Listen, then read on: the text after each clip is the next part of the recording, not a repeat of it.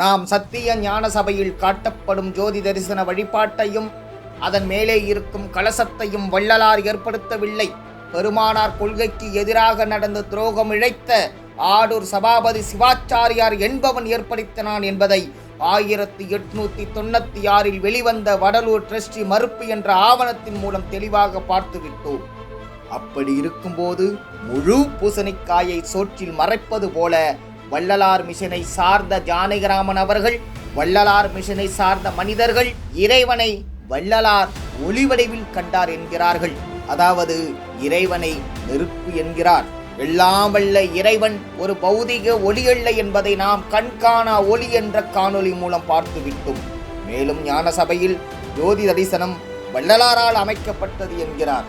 சத்திய ஞான சபையில் சிவலிங்கத்தையும் நடராஜர் சிலைகளையும் ஜோதி தரிசனத்தையும் அமைத்தவன் யார் என்பதை நாம் வள்ளலாரை பற்றி இதுவரையில் வெளிவராத உண்மைகள் யார் இந்த சிவாச்சாரியார் என்ற காணொலி மூலம் பார்த்துவிட்டோம்.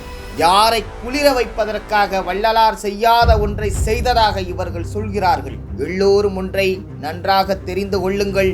நான் இந்த பூமியில் இருக்கும் வரை வள்ளலார் வகுத்து கொடுத்த நெறிவடிதான் சமரச சுத்த சன்மார்க்க சங்கமும் சத்திய ஞான சபையும் சத்திய தர்மசாலையும் இயங்கும். இப்படி உண்மை கடவுளால் தரப்பட்ட தனி நெறிக்கு சமய மதவாதிகளால் களங்கம் ஏற்படும் என்றால் களங்கத்தை ஏற்படுத்துகின்ற ஒவ்வொருவரும் மக்கள் முன் தனித்தனியாக அடையாளம் காட்டப்படுவார்கள். இதுவரையில் யாருமே கண்டிடாத ஒரு அதிசய புகழேந்தியை விரைவில் பார்ப்பீர்கள்.